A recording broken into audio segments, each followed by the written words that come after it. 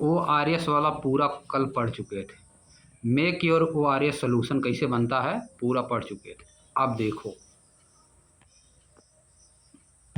Do liquids like oil, क्या liquid जैसे कि oil, vinegar, honey dissolve in water, क्या इनको वाटर में डिजॉल्व किया जा सकता है? वाइनगर, हनी, ऑयल, क्या इनको वाटर में डिजॉल्व कर सकती हो, वाटर में मिला सकती हो? मिला सकते हो? बताओ, एक्सप्लोर करिए, यानी अपना देखिए। ऑयल लीजिए, कोई भी ऑयल ले लीजिए, चाहे मिट्टी का तेल ले लीजिए, तारपीन का तेल या सरसों का तेल, सरसों का ऑयल ले लो। वाइनगार मतलब वाइन शराब, क्या होता है? वाइन, वह होता है, ठीक ना? क्या शराब? शराब वाइन है, वाइन नहीं कहा जाता है। वाइन देखियो, वाइन आता है बाजार में मिलता है। शराब मतलब वो पिए वाला? हाँ, वाइनगार वही है। हनी मतलब शहद, हनी मतलब शहद। ये सब क्या पानी में मिलाए जा सकते हैं? बताओ, एक्सप्लोर करो, मिला के देखना। ऑयल नहीं मिलेगा, ऑयल नहीं मिलेगा, ऊपर आ जाता है, समझ गए? और वो मिल जाएगा। हनी भी नहीं मिलता है। वाइन का मिलेगा, वाइनगर कुछ मिलता है, सब नहीं मिलता है। कुछ मिल जाएगा, कुछ नहीं मिलेगा, समझ गए? कुछ मिल जाता है, कुछ नहीं, एकदम डिजॉल्व नहीं होता है। अब देखो, what about the gases present in water, gases के बारे में क्या चीज़ आप जानते हैं जो कि वाटर में प्रेजेंट होती है?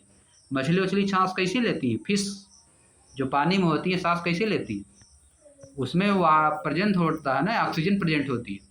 पानी में ऑक्सीजन क्या होती है? प्रेजेंट होती है, उसी से सांस लेती है। अब देखो यहाँ पे क्या लिखा है, some liquid gets completely mixed with water, कुछ लिक्विड क्या होते हैं पूरी तरह से वाटर में क्या हो जाते हैं? मिक्स हो जाते हैं। Some liquids gets completely mixed with water, कुछ लिक्विड वाटर में कम्प्लीटली मिक्स हो जाते हैं। Some liquids get completely mixed with water, some do not mix, कुछ मिक्स नहीं होते हैं विथ वाटर, कुछ वाटर के साथ मिक्स नहीं होते हैं। And form A separate layer, और एक अलग से अपनी लेयर बनाते हैं, और अपनी अलग से अपनी एक लेयर बनाते हैं। When left undisturb for some time, अगर कुछ समय के लिए उनको डिस्टर्ब ना किया जाए, पानी में डाल दिया जाए और कुछ समय तक उनको डिस्टर्ब ना किया जाए, तो अपना एक लेयर बना लेते हैं, ऊपर आ जाते हैं, पानी के ऊपर ही आ जाते हैं।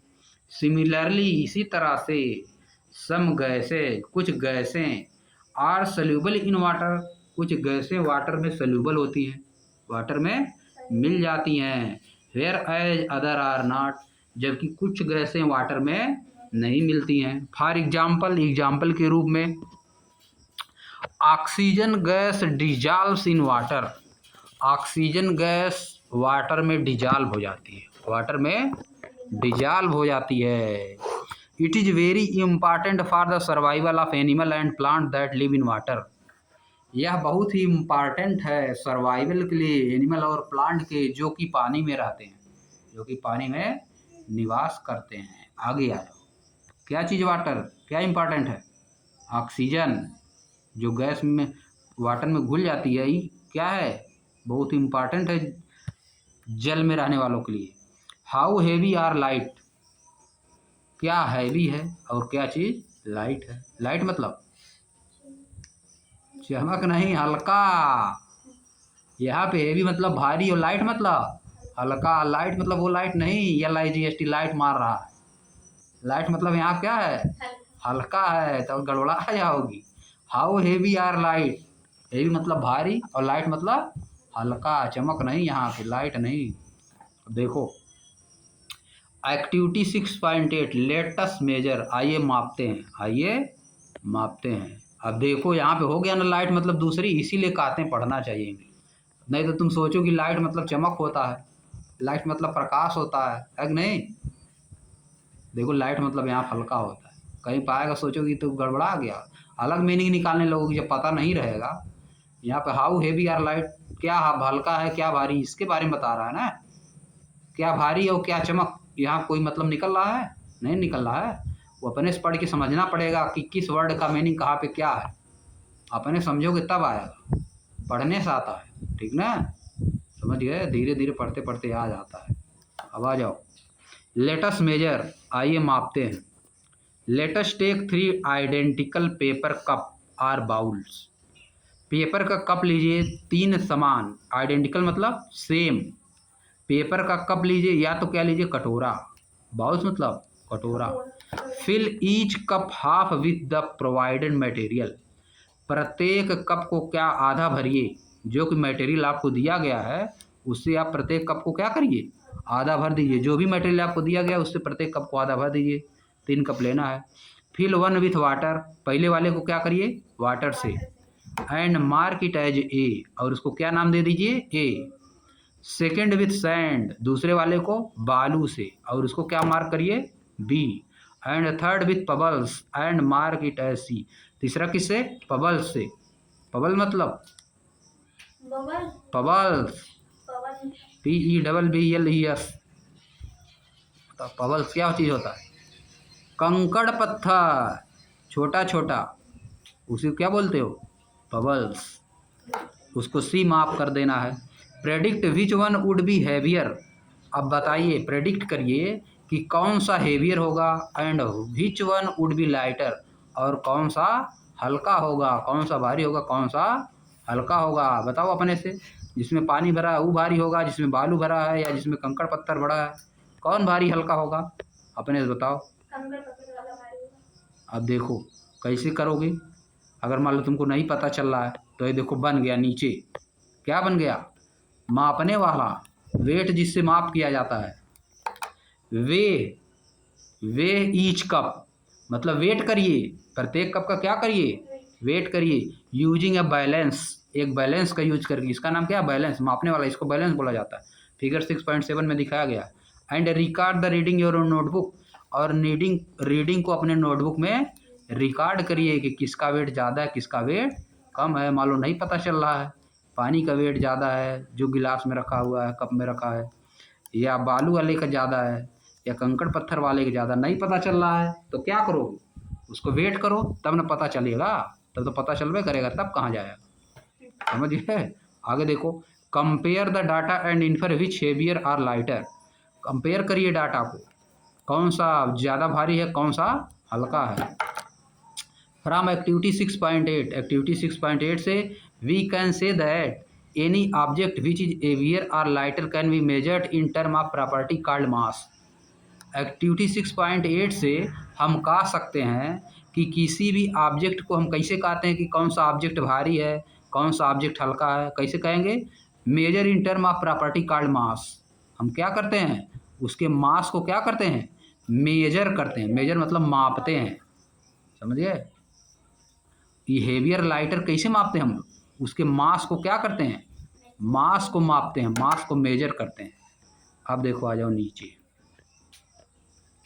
The one which is heavier has more mass, जो हेवी होता है उसके पास ज़्यादा मास होता है, जो हेवी होगा उसके पास ज़्यादा मास होता है।